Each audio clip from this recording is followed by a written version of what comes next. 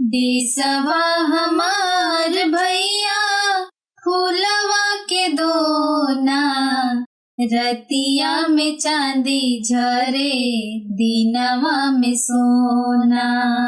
रतिया में चांदी झरे दिनवा में सोना।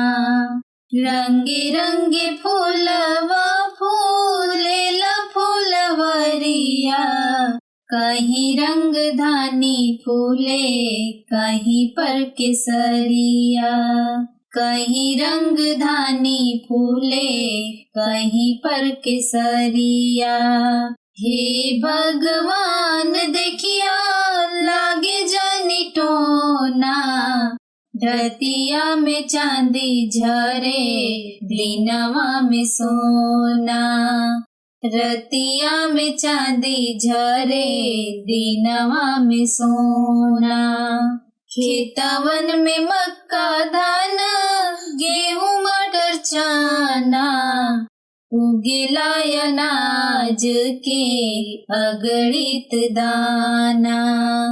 उगेला अनाज के अगणित दाना। हे भगवान देखिया लागे जानी टोना, रतिया में चांदी झरे दिनवा में सोना। रतिया में चांदी झरे दिनवा में सोना।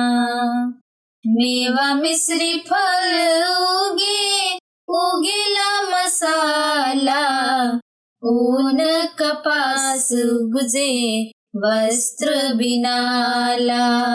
ऊन कपास उपजे वस्त्र बिनाला।